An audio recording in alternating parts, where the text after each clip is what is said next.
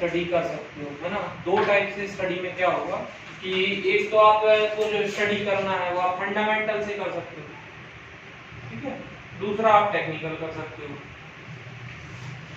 Fundamental और technical दो type की स्टडी के माध्यम से आप किसी भी टॉपिक में ट्रेडिंग कर सकते हो। अब फंडामेंटल में क्या होगा कि फंडामेंटल में आपको किसी भी, ये कह लो जो अपनी भाषा में अपन बोलते हैं कि किसी की कुंडली जानने की जरूरत है, मतलब वो उसके माँ बाप कैसे है, उसका परिवार कैसा है, उसका खानदान कैसा है, उसका बिहेवियर कैसा है, उसका पैसा कितना है, आगे वाले टाइम में वो काम कर पाएगा, मतलब उससे क्या बोला अपन ने कि भैया सामने वाला कितनी अर्निंग कर रहा, कंपनी के बारे में बोलो, कंपनी प्रॉफिट में है, लॉस में है, काय में है, बैलेंस शीट क्या है, कितना डेप्थ है, कितना वो है। आप बैलेंस शीट पढ़ पाओगे क्या? यस नो, बैलेंस शीट पढ़ सकते हैं? नहीं पढ़ सकते ना, सीए तो पढ़ेगा। या आप किसी भी कंपनी के बारे में जान सकते हैं कि उसे कितना प्रॉफिट हुआ, कितना लॉस हुआ, और जो प्रॉफिट हुआ वो लॉस के अगेंस्ट में बड़ा है कि छोटा है चंदन में। मतलब फंडामेंटल को समझना कठिन है, उसके लिए आपको सीए बनना पड़ेगा। और कई सीए सिर्फ बैलेंस शीट पढ़ पाते, कुछ प्रॉफिट लॉस जान पाते, कुछ मेटल में माहिर होते, कुछ हार में माहिर। मतलब एक इंडिविजुअल व्यक्ति सिर्फ फंडामेंटल के आधार पर सारे स्टॉक में ट्रेड नहीं कर सकता। तब एक दूसरा पैटर्न है कि हम टेक्निकल एनालिसिस कर सकते हैं। टेक्निकल एनालिसिस में कोई बहुत बड़ी रॉकेट साइंस नहीं है, टेक्निकल एनालिसिस है प्राइस। यदि आज भाव सही चल रहा तो हम प्रॉफिट बना लेंगे, कल भाव बिगड़ेगा तब भी प्रॉफिट बनाई जा सकती है। क्यों बनाई जा सकती है? क्योंकि मार्केट दोनों बार मौका देता ना सर, या तो बेच के खरीद लो या खरीद के बेच लो। तो मतलब कंपनी की यदि फंडामेंटल खराब होंगे तब भी पैसा बनाया जा सकता है नहीं, और फंडामेंटल सही होंगे तब भी पैसा बनाया।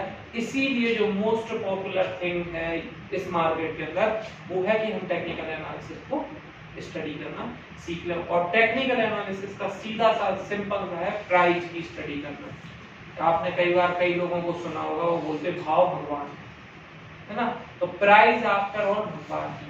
यदि आप उसको पकड़ना सीखे ना कि ये प्राइस हमें समझ में आने लगी कि ऊपर जा रही और ऊपर जाएगी, नीचे जा रही और नीचे जाएगी, ये सिर्फ पूरा टेक्निकल एनालिसिस के अंदर हम सीखते हैं।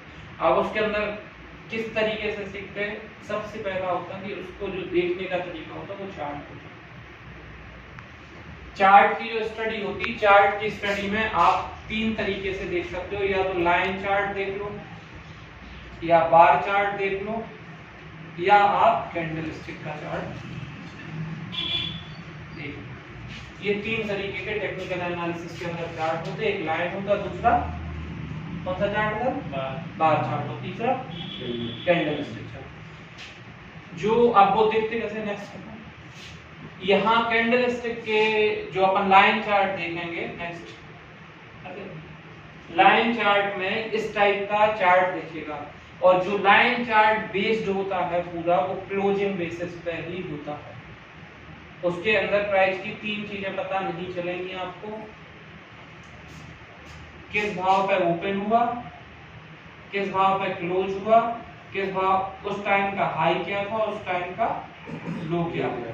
ये चारों चीजें आपको चाहिए जब आप प्राइस की स्टडी कर सकते हो कि किसी एक पर्टिकुलर टाइम फ्रेम के अंदर उस प्राइस ने हाई बनाया, लो बनाया होगा, ओपन भी हुई होगी और क्लोज भी। ये पूरा एक साइकोलॉजिकल गेम पता चलता है कि मार्केट में क्या होगा। अब इसमें से लाइन चार्ट क्या दिखा रहा सर अकेला? एक चीज दिखा रहा क्लोज प्राइस, इसके अलावा तीन चीजें वो क्या कर रहा, छुपा ले रहा। इसमें क्या दिख रहा सर कि ये क्लोज प्राइस है और ये कंटिन्यू क्लोज प्राइस ऊपर बढ़ती जा रही है। ये होता है लाइन चार्ट। नेक्स्ट दूसरा होता है बार चार्ट। बार चार्ट में क्या होगा कि बार चार्ट जो होगा, बार चार्ट आपकी दो चीजें बताएगा कि किस रेट पे प्राइस क्या हुई, ओपन हुई, और किस रेट पे क्लोज हुई, और उसका हाई लो क्या है, ये तो बताएगा बार चार्ट। और उसके अंदर दो टाइप के वो बता देगा कि ये भैया बुलिश बार है और ये बियरिश बार है। तो इसके अंदर इस टाइप से आपको बुलिश और बियरिश के बार दिखते हैं। और जो थर्ड होता है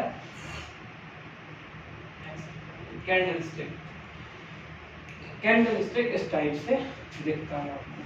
कैंडलस्टिक के अंदर ये आपको पता चलेगा कि किस रेट पे प्राइस ओपन हुई, क्या उसका लो था, क्या उसने हाई बनाया और किस प्राइस पे वो क्लोज हुई।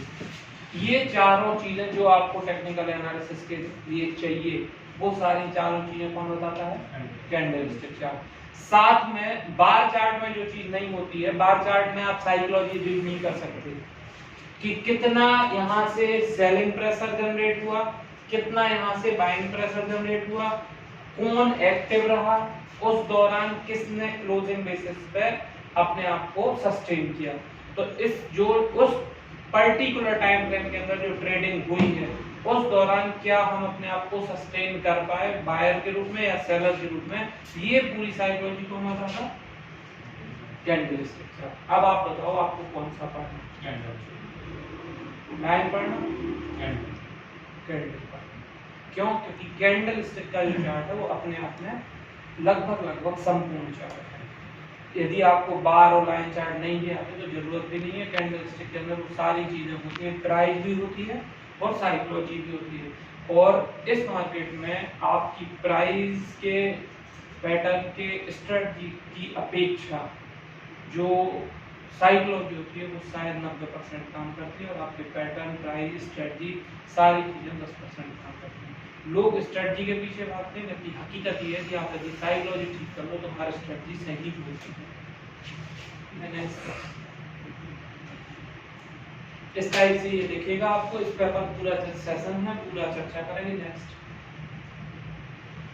नेक्स्ट ट्रेंड काय पे बात करनी है अपन को?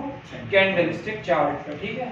एक तो हो गया, अब लिख लो आप कि आपको क्या सीखना। कैंडलस्टिक हो गया एक, तो कैंडलस्टिक। अब बात करते हैं ट्रेंड की।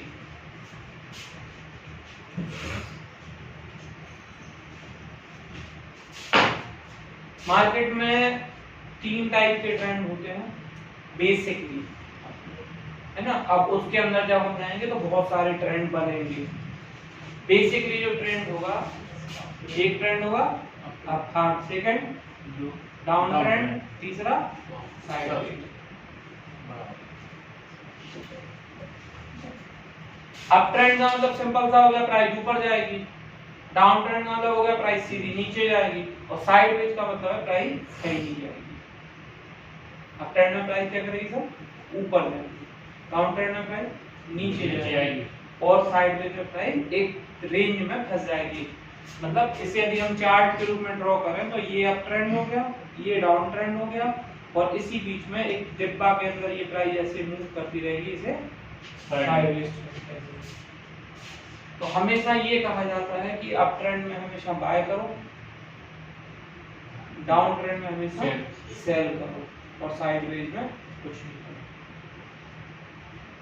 अब बात आती है कि पता कैसे करें कि ये अप ट्रेंड है, ये डाउन ट्रेंड है, ये साइडवेज है। आपके क्वेश्चन चालू। आपने बोला था पता कैसे चले कि ये खरीदना कि बेचना है। तो मेन होता है कि हमें पता तो चले पहले ट्रेंड क्या है।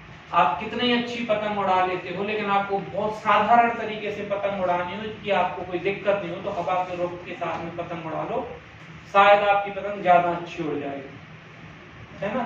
और बोलते ना कि नदी की वो नाव की जो पतवार है वो उसी दिशा में बांध दो तो वो नाव इजीली चली जाती। तो वही है सिंपल सा कि ट्रेंड जहां जा रहा हो, यदि प्राइस ऊपर जा रही है ना, कभी प्रयास नहीं करो उसे बेचने का। और अधिकांश जो इस मार्केट के अंदर मैक्सिमम लॉस जो होते हैं, लोग ट्रेंड के अगेंस्ट में काम करके अपना लॉस बुक कर देते हैं। अब इसमें क्या होता है कि जो अप ट्रेंड है, कभी भी प्राइस स्ट्रेट ऊपर नहीं जाती। आप सोचो कि प्राइस डायरेक्ट ऊपर चली जाएगी, प्राइस उस दौरान भी डाउन ट्रेंड बनाती है। लेकिन वो क्या करेगी कि डाउन ट्रेंड बनाएगी ना, तो वो आपको समझना पड़ेगा कि ये डाउन ट्रेंड है कि अप ट्रेंड है। तो उसके लिए कोई ना कोई पैरामीटर चाहिए ना सर। अभी आपको मूविंग एवरेज, अभी आपको RSI, अभी आपको कुछ ऐसी चीजें दी जाएंगी जिससे आपको पता चलेगा कि ये अप ट्रेंड है, और जो ये डाउन ट्रेंड दिखा रहा है मार्केट, ये सिर्फ उसके पुल बैक है। आज आपको ये यहाँ क्लास के बाद ये चीज जरूर समझ में आएगी कि ये पुल बैक है, ये ट्रेंड रिवर्सल है। तो जब ये आइडेंटिफाई करना सीख जाओगे ना, तो शायद लॉस करना भी मिनिमाइज हो जाता है। क्योंकि अधिकांश लोगों को ये लगता है कि प्राइस इतनी बढ़ गई, अब तो बेच लो, है ना, तो या इतनी गिर गई अब तो खरीद लो। किसी भी चीज की ना तो गिरावट तय है और ना किसी भी चीज की अब ट्रेंड में भागना तय है। हर प्राइस अपने आप में सब कुछ है, जो चाहे तो 100 पॉइंट ऊपर जा सकती, चाहे तो 1000 पॉइंट नीचे जा सकती। आप उसमें कुछ नहीं कर सकते, ना यूट्यूबर कुछ कर सकते, ना उसके अंदर कोई न्यूज चैनल वाला कुछ कर सकता, ना कोई कॉल देने वाला कर सकता है। हर व्यक्ति अपना अनुमान लगा के मार्केट को प्रेडिक्ट करता है, चाहे हम हो, चाहे हमारे अलावा भी कोई हो, चाहे कुछ भी हो। और आप भी जब ट्रेड करोगे सिर्फ एक अनुमान के साथ हम जाते हैं।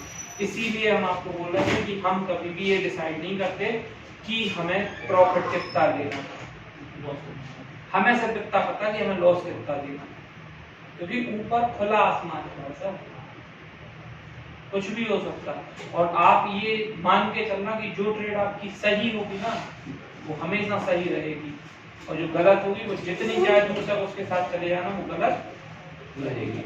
नेक्स्ट सर आप, तो ये 3 टाइप के ट्रेंड आएंगे निकल के आपको।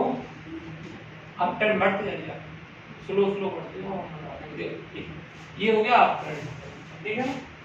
तो अब इसके अंदर क्या होगा, ट्रेंड अभी आपको लगा 3 तो हो गए major trend, up down and sideways, लेकिन अप ट्रेंड के अंदर भी एक मीडियम टर्म का डाउन ट्रेंड आएगा, तो वो सेलिंग नहीं है, वो आपको बाइंग अपॉर्चुनिटी है।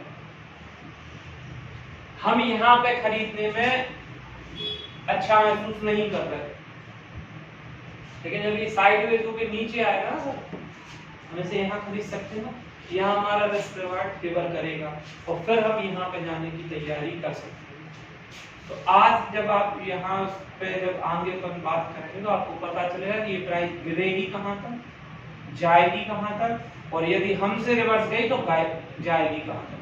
तीनों चीजें आप एक ट्रेड की यहाँ से लेके जाओगे। टारगेट भी आपको पता होगा, स्टॉप लॉस भी पता होगा और आपको एंट्री भी पता होगी, लेकिन फिर भी हम टारगेट को ओपन रखते हैं। पता है कि यहाँ तक जाना है, लेकिन फिर भी हम वहां पे भी रिस्क लेते हैं कि भैया या तो 10 पॉइंट हमसे ये और कम दे जाओ, या 10 के चक्कर में मैं आप हो सकता है ब्रेकआउट देके 200 और देगा। 10 रुपए देके 20 रुपए लेना तो सब ठीक है ना, है ना। तो ये एक हम लोग ट्रेडिंग गेम करते हैं कि भैया हमारा ये ट्रेनिंग ऐसा है, हम अपने हाथ से कोई पोजीशन कभी नहीं काटेंगे, कोई भी पोजीशन हो हम नहीं काटेंगे अपने हाथ से, कटेगी कैसे, सिस्टम से। ये डिसिप्लिन यदि हम अपने आप में ले आए ना, कोई भी पोजीशन हम अपने हाथ से नहीं काटेंगे, चाहे वो हमारी लॉस की हो चाहे हमारी प्रॉफिट की हो। लॉस की काटने की इजाजत है कि आप अपने हाथ से काट लो, स्टॉप लॉस के पहले भी आपको लग रहा है कि ये पोजीशन गलत है, आपको अलाउड है कि आप काटो, लेकिन कभी भी आपको प्रॉफिट की पोजीशन अपने हाथ से नहीं काटना। आपके पास एक पैरामीटर देंगे, उस पैरामीटर को आप अप्लाई करते जाना, राइट करते जाना। आपका चाहे इंट्राडे हो, चाहे स्विंग हो, चाहे पोर्टफोलियो, तीनों प्लस है। नेक्स्ट, ये अप ट्रेंड हो गया, ये डाउन ट्रेंड हो गया, वो साइडवेज हो गया, है ना। इस टाइप से देखेंगे, पर चार्ट पे प्रैक्टिस करेंगे तो अभी ये प्राइमरी बेसिस पे आप मतलब बर्डन समझते जाओ बस। Next, down trend, sideways, trend. Next, next,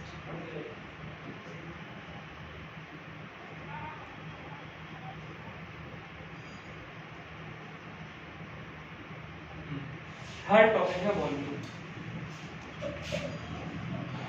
जितनी भी चीजें हम यहाँ पे स्टडी करेंगे उसमें एक चीज आप समझ लो कि जितना ज्यादा वॉल्यूम होगा वो चीजें उतनी ज्यादा काम करेंगे। चाहे अप ट्रेंड हो वॉल्यूम के साथ होना चाहिए, डाउन ट्रेंड हो वॉल्यूम के साथ हो, साइडवेज हो वॉल्यूम के साथ हो, रेजिस्टेंस सपोर्ट पढ़ेंगे वो वॉल्यूम के साथ हो, आरएसआई हो वॉल्यूम के साथ हो। वॉल्यूम का सिंपल सा मतलब है एक पर्टिकुलर टाइम फ्रेम के अंदर कितने स्टॉक्स की ट्रेडिंग हुई, वो कहलाता है वॉल्यूम। बायर और सेलर दोनों ने ट्रेडिंग की है, इक्वल क्वांटिटी जो निकल के आई है वो हो गया वॉल्यूम। और किसी पर्टिकुलर टाइम फ्रेम में वॉल्यूम बढ़ के आया है, आपका पैटर्न बना है, तो उसकी जो एक्यूरेसी होती है वो बढ़ जाती है ना। तो आपको हमेशा प्राथमिकता वॉल्यूम को देनी है। यदि वॉल्यूम के साथ आपके पैटर्न बन रहे हैं तो ऑब्वियसली आप सफल होंगे। यदि वॉल्यूम को आप निगलेक्ट करके कर रहे हो तो वहां पे आपको, क्योंकि इस मार्केट में सिर्फ एक चीज ही है जो छुपाई नहीं जा सकती, वो है वॉल्यूम। बाकी सब कुछ गलत हो जाता है। आपके कैंडलस्टिक के पैटर्न बनेंगे वो भी गलत हो जाएंगे, लेकिन वॉल्यूम कहां दे जाओगे? जब वॉल्यूम डाला होगा जब भी तो कैंडलस्टिक के पैटर्न बिगड़े। तो वॉल्यूम इस मार्केट में एक ऐसी चीज है जिससे दिखाना ही पड़ेगा एनएससी को। क्यों? क्योंकि बिना वॉल्यूम के तो कुछ दिखेगा ही नहीं ना। आपको ये तो पता चलेगी ना कि इस कैंडल के अंदर कितनी ट्रेडिंग हुई। शाम को ये तो दिखाना ही पड़ेगा ना आपको कि कितने स्टॉक ट्रेड हुए या ये हुआ या कुछ ना कुछ जो भी हुआ होगा वॉल्यूम के अंदर देखिएगा। वॉल्यूम मतलब एक पर्टिकुलर टाइम फ्रेम के अंदर कितनी क्वांटिटी इन एंड आउट हुई है, दैट्स कॉल्ड वॉल्यूम। तो इस वॉल्यूम पे यदि हमारा फोकस आ गया कि वॉल्यूम के साथ जितनी भी चीजें आपको अगले 2 दिन में बताई हैं वॉल्यूम के साथ आई होंगी ना, इंक्रीज वॉल्यूम के साथ आई होंगी, गिरावट भी वॉल्यूम के साथ, बड़ी वॉल्यूम के साथ आनी चाहिए और तेजी भी बड़े वॉल्यूम के। मतलब ये वॉल्यूम हमेशा हमें इंक्रीज वे में चाहिए, चाहे गिरावट का हो चाहे उसका, दोनों में वॉल्यूम बढ़ना चाहिए। ये ही मेन चीज है जो आपकी एक्यूरेसी को परसेंटेज वाइज बढ़ा देती है। बिना वॉल्यूम के साथ आप शॉर्ट ट्रेड ले लेना, हो सकता 50 में जीत लो, लेकिन सेम पर्टिकुलर 100 ट्रेड को वॉल्यूम के साथ मर्ज कर लोगे तो 80 ट्रेड आपकी प्रॉफिट में कन्वर्ट हो जाएंगे। जो भी आप स्ट्रेटजी अपनाओगे उन सारे में वॉल्यूम को इन्वर्ट करने से हमारी एक्यूरेसी लेवल बढ़ता है।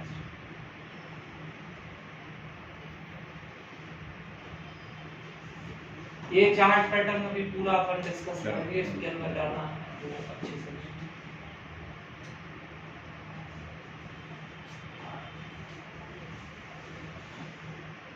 रिवर्सल के पूरे पैटर्न जो अपन के काम की है वो बताएंगे।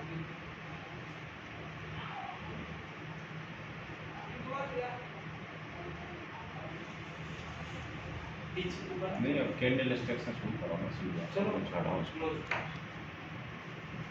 ये जो आरएसआई का टॉपिक है ये पूरा अलग से सेपरेट आपको देंगे और वो देंगे जो कहीं नहीं मिलेगा आपको।